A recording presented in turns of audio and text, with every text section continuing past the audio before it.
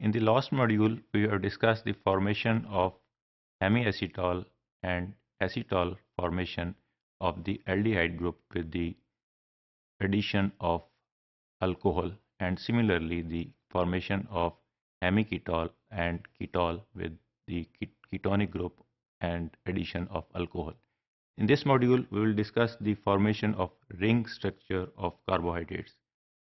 For example, D-glucose exists in a solution, not in the crystalline form. In a solution form, it has an intramolecular hemiacetal in which a free hydroxyl group which is present at carbon atom number 5 reacts with the aldehyde group of the carbon atom number 1. Intramolecular इसलिए कहते हैं कि ये एक ही molecule के साथ इसका दो कार्बन जो एक ही मॉलिक्यूल के हैं, एक C1 जिसके ऊपर एल्डिहाइड ग्रुप अटैच है और दूसरा C5 जो उसी मॉलिक्यूल का है, ये आपस में इंटरेक्ट करते हैं और साइक्लाइज करते हैं और साइक्लिक फॉर्म स्ट्रक्चर बन जाता है, इसलिए इसको इंट्रामॉलिक्यूलर हेमीएसीटॉल ग्रुप फॉर्मेशन कहते हैं. In this structure or in this diagrammatic presentation, we will see how the formation of a cyclic intramolecular structure is formed. ये कार्बन एटम नंबर 1 है which is aldehydic. इसके साथ C double bond O attach है, so it is aldehydic group. ये react करेगा carbon atom number 5 के साथ जिसके एक साइड पे OH अटैच है और दूसरी साइड पे हाइड्रोजन अटैच है. ये so this is carbon atom number 1, ये यहाँ आ गया और 5 नंबर यहाँ आ गया और कार्बन एटम नंबर 6 जो है वो इस साइड पे चला गया. This forms an intra molecular cyclisation between carbon atom number 1 जो कंटेन कर रहा है दिस एल्डिहाइडिक ग्रुप और ये रिएक्ट करता है OH के साथ, इस OH कार्बन एटम नंबर 5 के जिसके ऊपर जो OH का है, this is as we know is alcoholic group. So it is forming a cyclization between 1 and 5 of the aldehydic and the alcoholic group of the same molecule.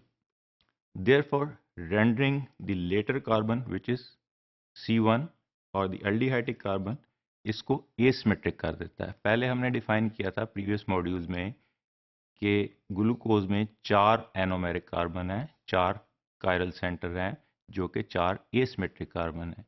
यहाँ पांचवा carbon जो है वो एसिमेट्रिक एक अदर कार्बन एटम जो है which is converted into asymmetric carbon which is at the in the straight chain structure which is at the C1 of the aldehydic group and therefore producing two stereoisomers. वो to क्यों है? क्योंकि हमने पहले define किया था कि एक अगर कार्बन है तो उसके 2 raise to the power n carbon atom की तादाद है. तो अगर 2 के ऊपर एक और कार्बन ऐड हो गया तो दो ही इसके स्टीरियो आइसोमर्स कहलाएंगे जो डेजिग्नेट करेंगे as alpha and beta. Carbon atom number 1 cyclizing after cyclizing has 4 different groups. इसके साथ 4 different group अटैच होंगे, इसीलिए इसको asymmetric carbon atom कहेंगे and it becomes an asymmetric. So this newly created asymmetric or chiral carbon is called anomeric carbon atom. Isomeric forms of monosaccharides that differ only in their configuration about hemiacetal और hemiketal carbon atoms are called anomers. जो carbon सिर्फ hemiacetal और हेमिकेटाल जो कि सिर्फ intramolecular cyclic structure में बनते हैं उस पर डिफर करेंगे, उसको उनको एनोमर्स कहलाएंगे. और ये एनोमर्स जो हैं ये स्टीरियो आइसोमर्स की एक फॉर्म है. This is again the diagrammatic representation कि हमने यहाँ तक देखा था कि कार्बन एटम नंबर 1 5 के साथ मिल गया और इसने इसको 1 को उसके साथ साइक्लाइज कर दिया और यहाँ तक हेमी एसीटॉल बना था, जबकि यहाँ पे आके ये एसीटॉल फुल एसीटॉल में कन्वर्ट हो गया और इसमें हमने डिफाइन किया है कि ये एनोमेरिक बन गया। एनोमेरिक क्यों बन गया कि इसके साथ 4 डिफरेंट ग्रुप्स अटैच्ड हैं, so it becomes N other asymmetric और कायरल सेंटर। इसके चारों डिफरेंट ग्रुप्स इस तरह अटैच हैं कि ऊपर इसके हाइड्रोक्सिल है, नीचे हाइड्रोजन है और एक साइड पे ऑक्सीजन और ईथर लिंकेज के साथ अटैच है और फोर्थ साइड पे इसके again this group is attach, so it become an other asymmetric carbon atom or anomeric carbon atom and forming an other form of isomers which is called alpha and beta isomers. अब हम इसे alpha क्यों कहते हैं?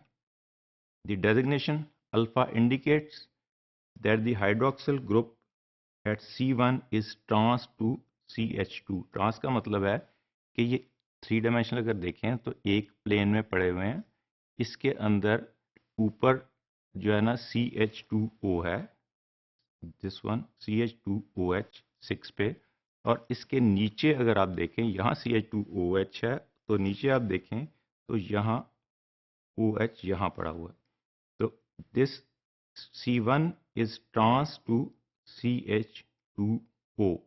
This configuration is called alpha carbon atom or alpha configuration or alpha D glucopyranose. Glucopyranose को we will define in the next few modules. इसी तरह हमने कहा है कि 2 डिफरेंट फॉर्म्स में बन रहे हैं, alpha D glucose and beta D glucose. Alpha कैसे डिफाइन किया हमने कि उसी के अगर ट्रांसपोजिशन में है, अगर सिमिलर प्लेन में है, जिस तरह CH2OH भी इसी प्लेन में है और OH भी इसी प्लेन पे है एट कार्बन एटम नंबर 1, तो ये कन्फिगरेशन कहलाएगी cis and the product name or the molecular name is beta D glucopyranose or beta configuration of this isomer. The ordinary crystalline glucose happens to be in the alpha form. अभी तक जो हमने define किया है ये solution form में है, जबकि क्रिस्टलाइन ग्लूकोज को अगर देखें तो वो मोस्टली अल्फा फॉर्म में होता है, जो कि कन्वर्टेबल है इनटू अल्फा एंड बीटा जब ये सॉल्यूशन फॉर्म में चला जाता है।